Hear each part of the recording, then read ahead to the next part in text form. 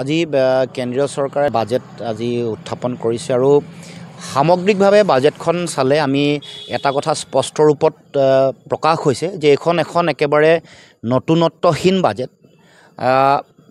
মানুহৰ দেশৰ যিটো জনগণৰ মৌলিক সমস্যাসমূহক যেনেধৰণে তেওঁলোকে এড্ৰেছ কৰিব লাগে, যেনেকৈ তুলি ধৰিব লাগে, সেই সম্পৰ্কত কোনো ধৰণৰ এটা তেওঁলোকে বাজেটখনত সেই বিষয়সমূহ তুলি ধৰিব পৰা নাই।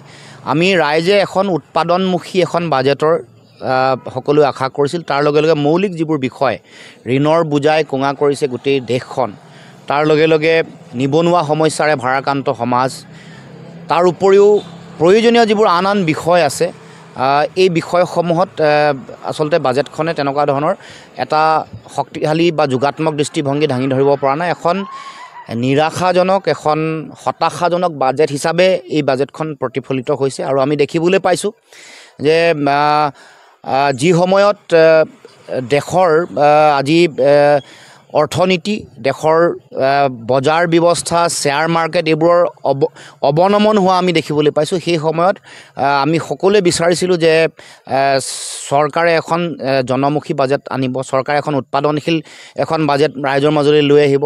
কিন্তু সেই গোটেই বিষয়টো আমি দেখিবলৈ পোৱা নাই।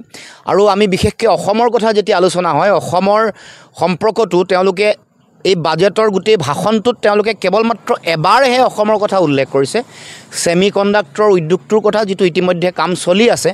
আৰু বহু দিনৰ পৰা আমাৰ অসমৰ ৰাইজে দাবী কৰা অসমৰ কৃষি অৰ্থনীতি, চাহ শিল্পক শক্তিশালী কৰিবৰ কাৰণে প্ৰয়োজনীয় নামৰূপ সাৰ কাৰখানাৰ চতুৰ্থ গোট এটা স্থাপন হ'ব লাগে, প্ৰতিষ্ঠা হ'ব লাগে।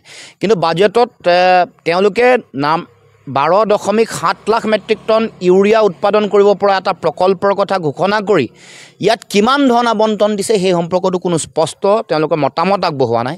তাৰ উপৰিও শেহতীয়াকৈ সিদ্ধান্ত হৈছিল যে এইটো এটা জইণ্ট ভেঞ্চাৰ হ'ব, তাত ৰাজ্য চৰকাৰৰ অংশীদাৰিত্ব থাকিব, আন বেলেগ বেলেগ ৰাজহুৱা খণ্ডৰ উদ্যোগসমূহৰ কিমান 52% অংশীদাৰিত্ব কিমান থাকিব সেইবোৰ চূড়ান্ত কৰাৰ কথা আছিল। সেই সম্পৰ্কতো কোনো ধৰণৰ স্পষ্ট দৃষ্টিভংগী আমি গম পোৱা নাই। গতিকে এনেকুৱা ধৰণৰ ঘোষণা বহুবাৰ হৈছিল।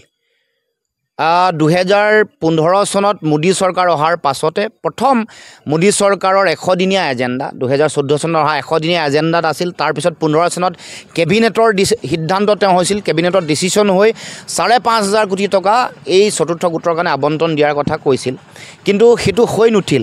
তাৰ পাছত আমি দেখিবলৈ পাইছোঁ যে দুগৰাকী কেন্দ্ৰীয় সাৰ আৰু উদ্যোগ মন্ত্ৰীয়ে এবাৰ সুৰেশ প্ৰভুৰ দিনত 2017 চনত আৰু তাৰ পাছত সদানন্দ গৌড়াৰ দিনত 2020 আৰু 21 চনতো নামৰূপ সাৰ কাৰখানাৰ চতুৰ্থ গোট স্থাপন কৰাৰ কথা কৈছিল, কিন্তু তাৰ পাছত হৈ নুঠিল।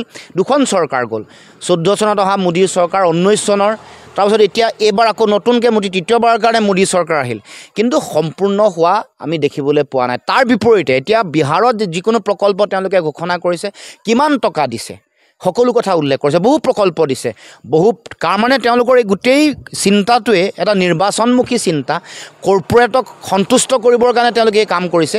তাৰ বিপৰীতে যিবোৰ মৌলিক বিষয় তেওঁলোকে সমাধান কৰিব লাগে, নিম্ন মধ্যবিত্ত বা দৰিদ্ৰ শ্ৰেণীৰ জীৱন ধাৰণৰ মানদণ্ড উন্নত কৰিবৰ কাৰণে প্ৰয়োজনীয় পদক্ষেপ, তাৰ লগে লগে বিশেষকৈ নিবনুৱা সমস্যা সমাধান, আমাৰ সাধাৰণ জনগণৰ তেওঁলোকক কেনেকৈ অৰ্থনৈতিকভাৱে সকাহ দিব পাৰি সেই ধৰণৰ পৰিকল্পনা, সামাজিক ন্যায় কি ধৰণে দিব পাৰি, এই সকলো ধৰণৰ বিষয় ইয়াত সন্নিৱিষ্ট হোৱা নাই।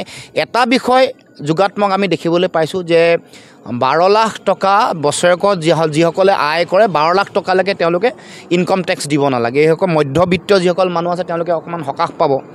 গতিকে আমি এই বাজেটখন আচলতে এখন নতুনত্বহীন বাজেট, এখন হতাশাজনক, নিৰাশাজনক বাজেট। এইখন কৰ্পৰেটক সন্তুষ্ট কৰি সাধাৰণ জনগণৰ মৌলিক সমস্যাবোৰ সমাধান নকৰা, ঋণৰ বোজা কেনেকৈ নাইকিয়া কৰিব, কল কাটলৰ বোজা কেনেকৈ কমাব, তাৰ উপৰিও নিবনুৱা সমস্যা কেনেকৈ সমাধান কৰিব, কেনেকৈ জীৱন ধাৰণৰ মানদণ্ড উন্নত কৰিব, দুখীয়া আৰু মধ্যবিত্ত মানুহৰ এই সকলো কথা, সামাজিক ন্যায় কেনেকৈ দিব, সেইবোৰ কথা কোনো ধৰণৰ ইয়াত উল্লেখ হোৱা নাই বা তেনেকুৱা ধৰণৰ আশা বা আশ্বাস দিয়া বাজেট হিচাপে এইখন কেতিয়াও পৰিগণিত হোৱা নাই।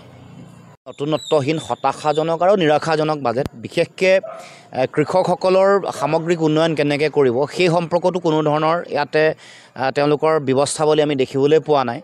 এতিয়া দেশৰ 1 কোটি 30 লাখ জনসংখ্যাৰ 80 কোটি মানুহকে তেওঁলোকে ৰেচন তেওঁলোকে বিনামূলীয়াকৈ দিব লগা পৰিৱেশ সৃষ্টি হৈছে। গতিকে এই গোটেই কথাটোৱে প্ৰমাণ কৰে যে দেশৰ অৰ্থনৈতিক অৱস্থা কেনেকুৱা বা দেশৰ সাধাৰণ জনগণৰ অৰ্থনীতিৰ যিটো কাঠামো কেনেকুৱা ধৰণৰ এই কথা প্ৰমাণ কৰিছে।